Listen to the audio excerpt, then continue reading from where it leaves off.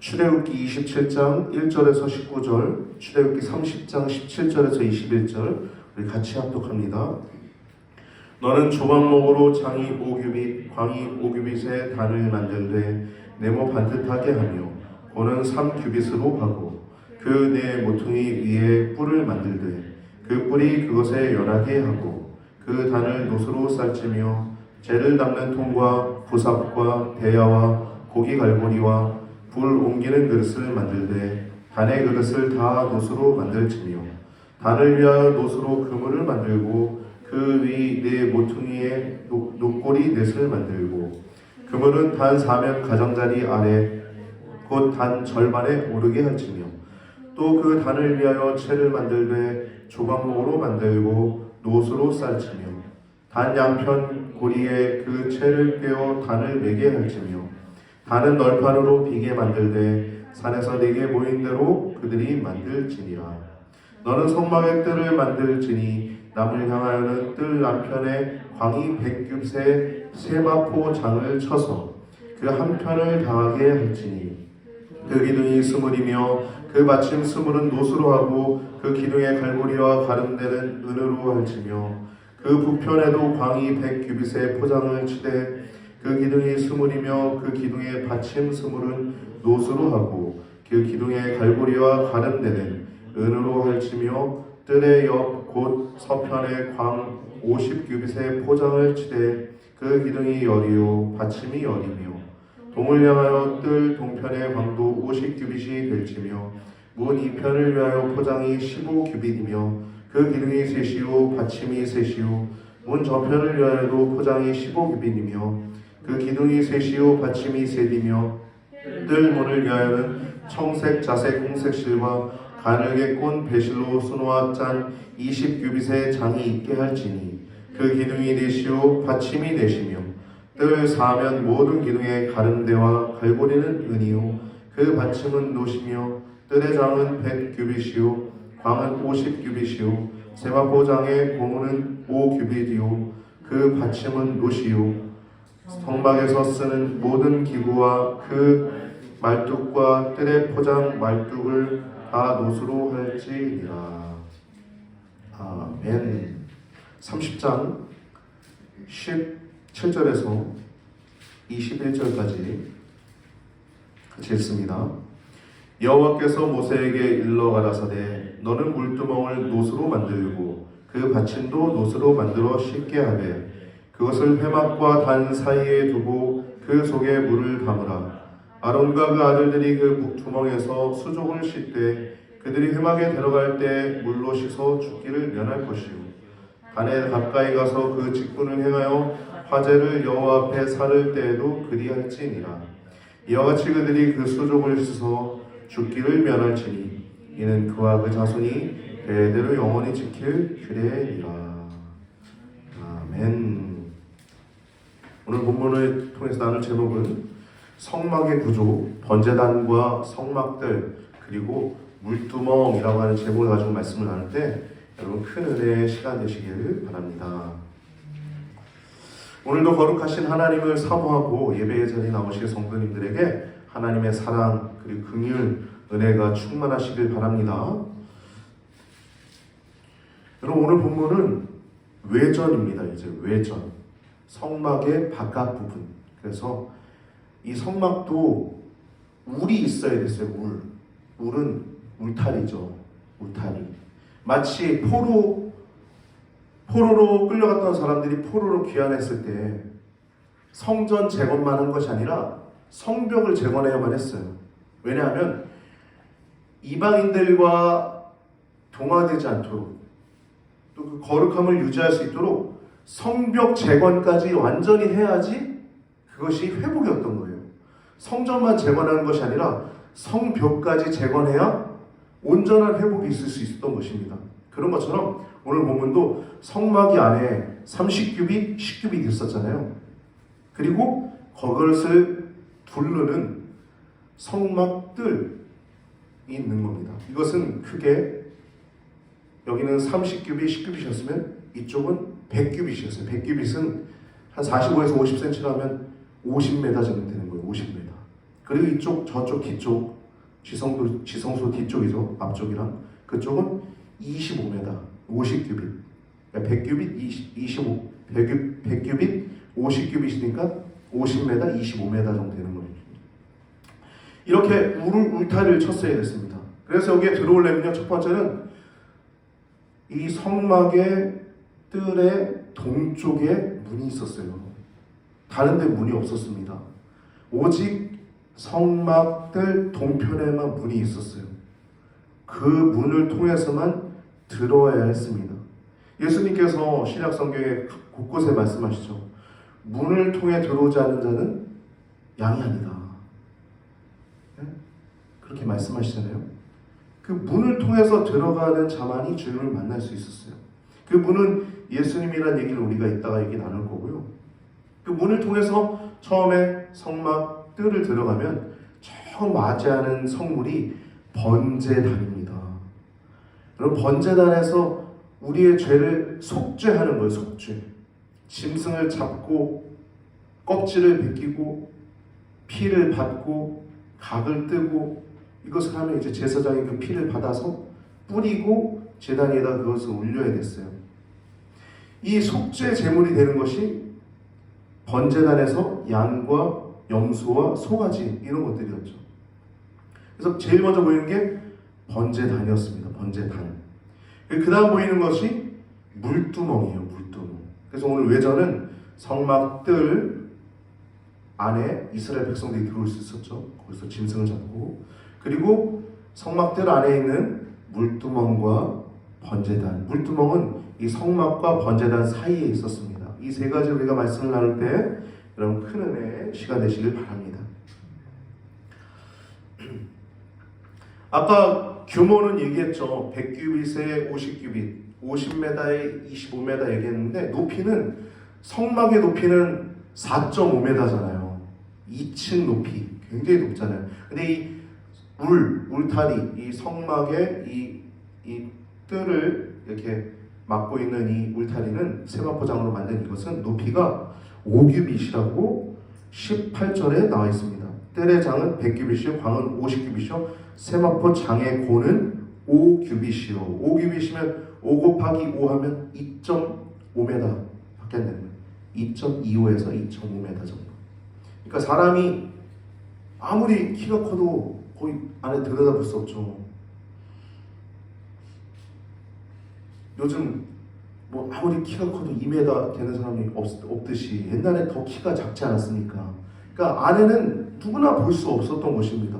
외부 사람들은 하나님의 거룩함을 맛볼 수가 없었어요. 기껏해야 좀 서장훈같이 키가 큰 사람은 저기 멀리서 저쪽 성막 위쪽만 보였겠죠. 성막 위쪽이 높으니까. 그 정도였을 것입니다. 그러니까 밖에서 안에를 들여다볼 수 없었습니다. 2.25, 2.5m 정도 됐으니까요. 모양은 총 기둥이 60개였어요. 그래서 남편과 북편엔 20개, 20개, 그리고 저쪽 서편과 동편엔 10개 해서 20 해서 60개였습니다. 그리고 이 동편은 특별히 동편과 서편이 10개의 기둥으로 되어 있는데, 동편은 문이 있다고 했잖아요.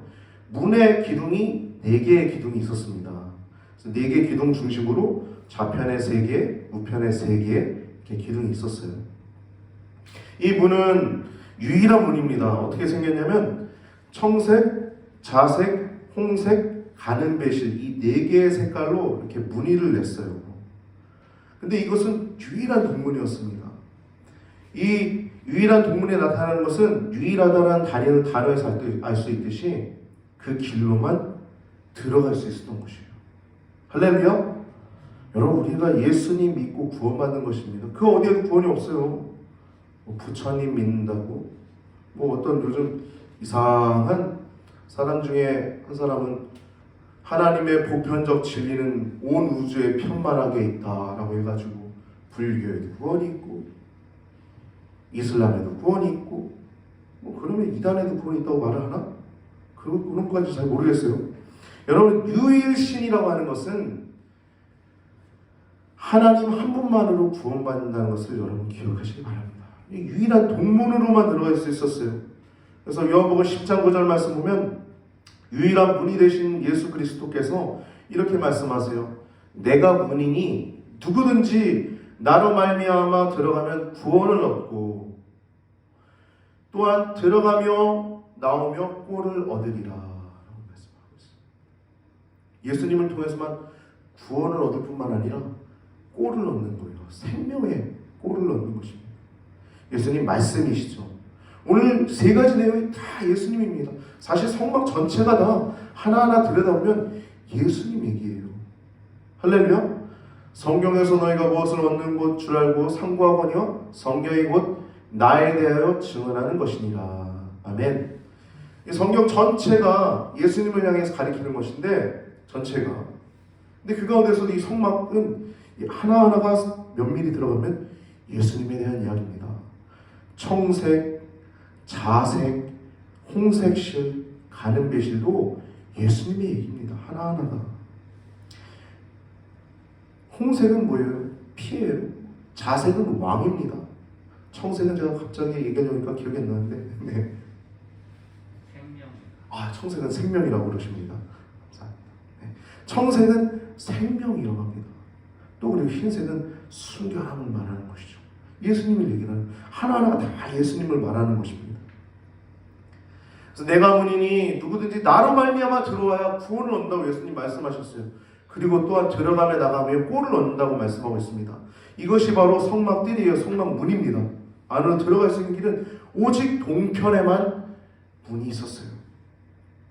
그리고 이제 번제단 얘기를 할 건데요. 번제단은 5규빗 곱하기 5규빗 그 3규빗이에요. 그러니까 가로 세로가 5규빗이면 아까 우리 5규빗이었잖아요. 2.5m 정도. 굉장히 큰 거죠. 그러니까 황소 한 마리가 들어갈 수 있는 거예요. 황소 한 마리가. 그 번제단 안에. 황소 한 마리 크지 않습니까? 황소 한 마리가 넉넉히도 들어갈 만한 공간이 이 번제단이었습니다. 5규빗, 5규빗, 그리고 높이가 3규빗이었어요. 제단에 뿔이 4개가 있었는데 이렇게 보통 짐승의 뿔처럼 뿔을 4개를 놨었는데 이것은 죄인이 도망쳐가지고 제단에 뿔을 잡으면 죽음을 면할 수 있었습니다. 열왕기상에 그 솔로몬이 또 이렇게 잠깐 죽음을 면하게 해주는 내용이 나오죠. 이 부속품은 단의 부속품은 한 5가지로 좀 나오고 얘기하고 있어요. 재 담는 통, 부삽, 대야, 고리갈고리, 불 옮기는 그릇. 재 담는 통은 말 그대로 우리 빗자루가 있으면 쓰레받기가 있어야 되잖아요. 쓰레받기 같은 거죠. 재 담는 통. 그리고 부삽은 삽 같은 걸로 빗자루 같은 역할을 하는 것이겠죠. 쓸어 담고. 그리고 대야는 피를 받는 대접입니다. 피를 받는 대접이고 그래서 제사장이 단에 뿌렸어요. 그리고 고리갈고리는 이 고기를 이 각을 뜬 고기를 이렇게 잘 배열해 놓는 것이었습니다. 고기 갈고리. 그리고 마지막으로 불 옮기는 그릇이 또 중요해요. 불 옮기는 그릇은 여기에서 불씨를 가지고 번제단에 불씨를 담아가지고 분향단 성막 안에 있는 분향단으로 가져가서 분향을 해야 됐어요. 그 불씨로. 실제 이것을 제대로 하지 않아서 죽은 2사람이 있죠. 나답과 아비후가 다른 불을 가지고 옮기다가 죽임을 당했다라고 레위기 10장 1절에 나오고 있습니다. 이 성막의 뜰 안에서 이 번제단은 이스라엘 백성들이 참여할 수 있는 공간이었습니다.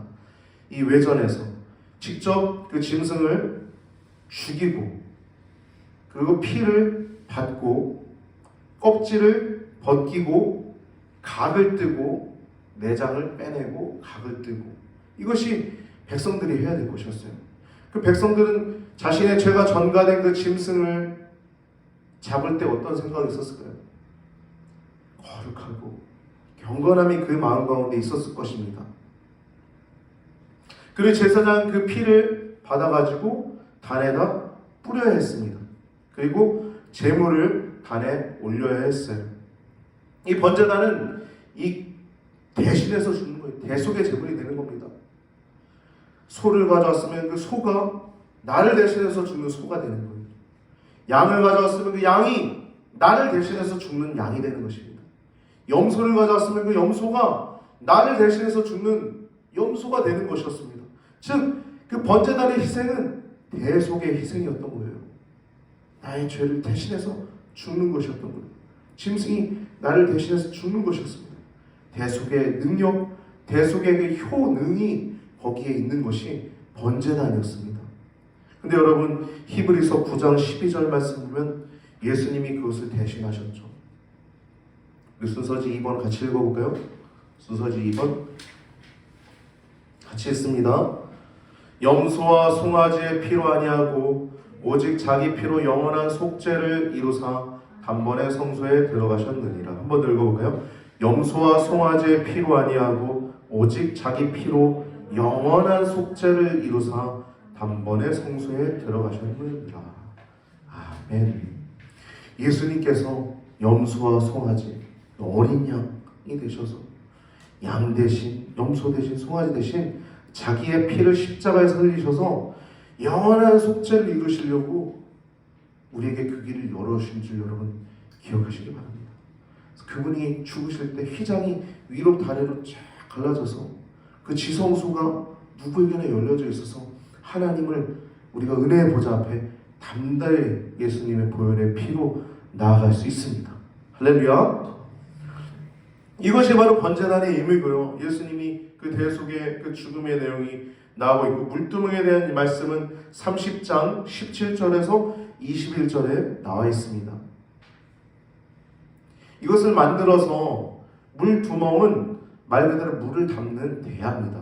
이것의 구조는 물 담는 큰 대야와 받침이 있었어요. 나중에 솔로몬 시기에는 이 물두멍을 엄청 크게 만들죠. 이것의 위치는 번제단과 그 성막 사이에 있었어요. 그래서 이것은 노수로 만들어졌었는데 성막에 들어가기 전에 반드시 손을 그리고 발을 씻어야 했습니다. 그리고 그뿐만 아니라 번제단에 제물을 드릴 때도 이 제사장들이 손과 발을 씻어야만 했어요. 안 씻으면 어떻게 되냐면 죽임을 당했습니다. 이 말씀 보면 물로 씻어 죽기를 면할 것이요 그 수족을 씻어 죽기를 면할지 두 번이나 말씀이 나오고 있죠. 이 정결이식은 죽기를 면하기 위한 것입니다. 손을 씻는 것.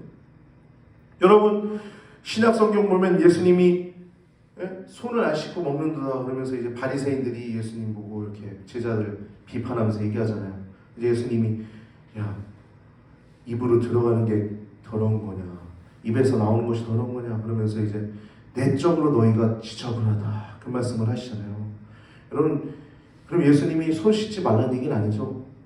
외적 정결도 중요한 것이고 내적 정결도 중요한 것입니다. 할렐루야. 우리가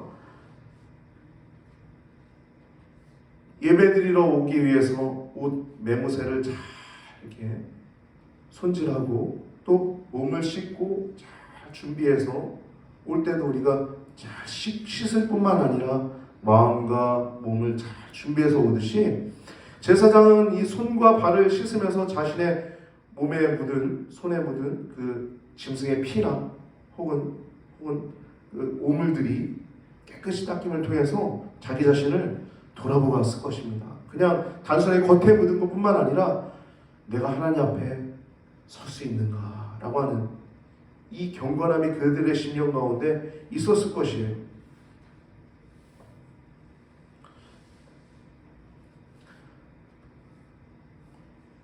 이 물은요, 여러분, 말씀을 상징합니다. 물은 말씀을 상징하는 거예요. 여러분, 우리의 심령을 깨끗하게 할 수 있는 건 오직 하나님 말씀뿐입니다. 그래서 말씀과 기도로 우리가 거룩해진다라고 말씀하고 있죠. 말씀과 기도로 거룩해지느니라. 아멘. 여러분, 말씀과 기도로 거룩해지는 것, 우리가 거룩을 향해서 우리가 나아가는 것도 거룩함이지만 그보다 하나님이 우리에게 거룩하다라고 하시는 것은 doing이 아닙니다. 하나님이 우리에게 거룩이라고 하는 단어에 대해서는 우리가 잘 알아야 됩니다. 하나는 이미 우리가 거룩해졌기 때문에 또 거룩함을 향해 나아가는 것임을 알아야 합니다. 할렐루야. 해서 거룩해지는 게 아니에요. 하나님이 우리를 이미 거룩하다라고 존재로 말씀하세요. doing이 아니에요. being입니다. 이미 거룩한 존재가 되었고 또 더 더 거룩해지기 위해서 우리 안에 있는 심령에 묻은 죄와 허물들을 깨끗하게 물로 닦아내는 것입니다. 말씀의 검으로, 성령의 검으로 우리 안에 있는 심령의 더러운 것들을 닦아내는 것입니다. 우리 안에 있는 심령의 더러운 것은 오직 예수님의 보혈과 하나님의 말씀만 우리를 깨끗하게 할 수 있는 것입니다. 말씀은 예수님이라고 그러죠. 말씀이 육신이 되어 우리 가운데 거하시니 우리가 그 영광을 보매 아버지의 진리와 영광이 충만하더라. 말씀처럼 말씀이 예수님이십니다. 이 에베소 5장 26절에서 27절 말씀 보면 순서지 4번에 기록해놨습니다. 이는 물로 씻어 말씀으로 깨끗하게 하사 거룩하게 하시고 자기 앞에 영광스러운 교회로 세우사 티나 주름 잡힌 것이나 이런 것들이 없이 거룩하고 흠이 없게 하려 하심이니라. 여러분, 우리를 하나님 앞에 영광스러운 교회로 세우십니다. 우리의 힘으로 될까요? 안 돼요. 우선은 하나님이 그렇게 칭하셔야 되는 것입니다. 할렐루야. 그게 바로 이신칭이에요. 하나님이 우리를 이롭다 이미 칭하시고 우리는 또 거룩을 향해서 또 나아가는 것입니다. 할렐루야. 그러니까 거룩함은 먼저 하나님이 우리에게 칭하시는 거예요. 그리고 우리는 그 하나님의 안에 거주하기 위해서 말씀과 기도로 늘 깨어 있는 것입니다. 할렐루야. 거룩의 의미를 아시겠죠? 거룩은 이미 우리를 거룩하다 하시는 것이고 우리는 그 거룩함을 향해서 나아가는 것입니다. 계속적으로. 이게 성화예요. 할렐루야.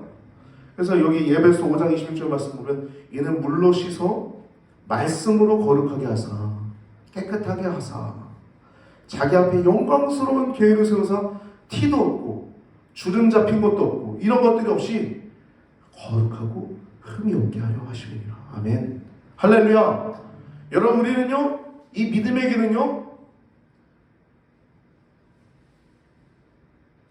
누저같이 가는 것이 아닙니다. 진싸움 실패한 자의 모습으로 가는 게 아니에요.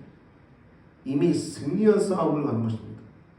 이긴 싸움을 싸우는 거예요. 우리가 지금 월드컵 경기를 하는데 공은 둥글기 때문에 아무리 브라질이랑 우리나라가 할지라도 우리나라가 이길 수도 있는 거예요. 그건 모르는 겁니다. 브라질이 이겨놓고 싸우는 건 아니에요. 근데 우리의 싸움, 우리의 믿음은 뭐냐면요, 이겨놓고 싸우는 싸움을 기억하시기 바랍니다. 우리는 이미 승리했어요. 우리의 믿음의 길은 이미 승리해놓고 이 믿음의 길을 걸어가는 것입니다. 우리는 최후 승리할 것이에요.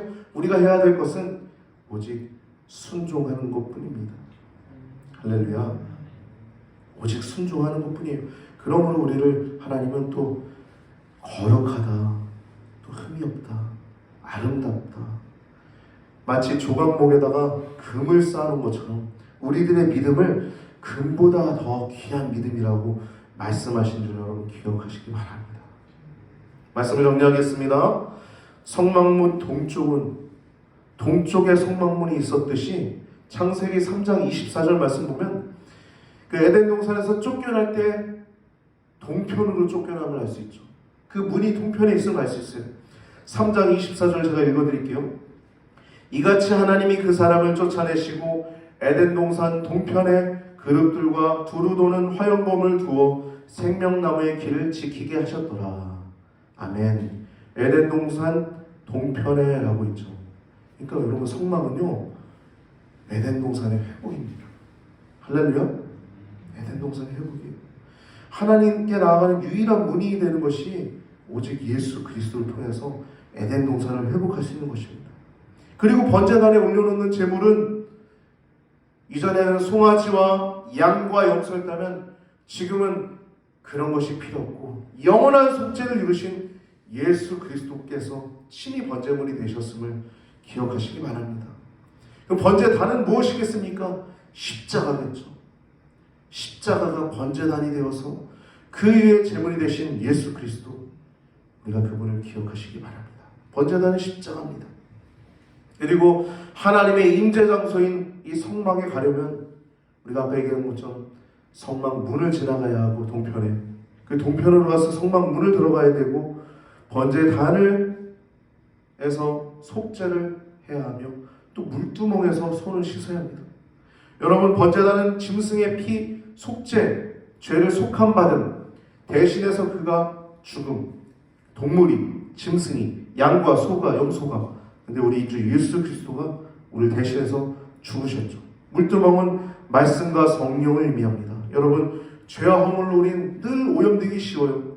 세상 가운데 우린 찬양하면서 찬양하면서가 아니라 살아가면서 얼마나 세상이 우리를 다가오고 또 얼마나 우리 자기 자신의 중심이 우리 자기 자신을 또 얼매입니까? 우리가 타인을 아프게 할 때는 다 내 자기 중심적인 생각 때문에 그렇지 않습니까? 세상과 나는 간구 없고 구속한 주만 보이도다.